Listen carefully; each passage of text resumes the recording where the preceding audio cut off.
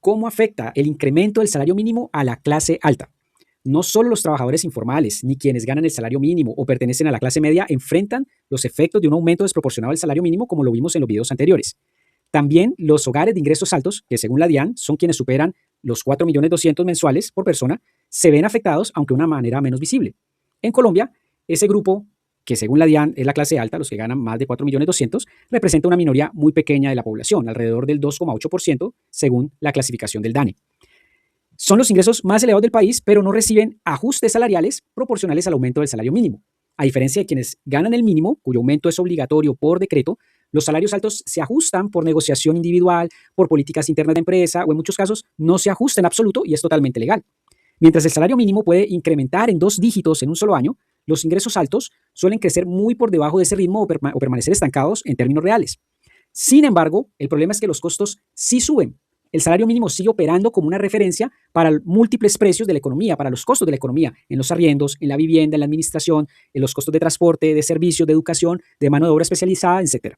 El resultado es inflación. Y esa inflación va a erosionar el poder adquisitivo incluso de quienes tienen mayores ingresos nominales. Y esto afecta no solo a este tipo de asalariados, sino también a los independientes o empresarios de este segmento que ven incrementados sus costos de producción y el aumento de los salarios de su mano de obra, por lo que tienden a no contratar a nuevas personas, a despedir a los que ya tienen o a poner más carga a los trabajadores que quedan, aumentando el desempleo o los costos finales de los bienes y servicios. Además, este segmento concentra la mayor carga tributaria del país.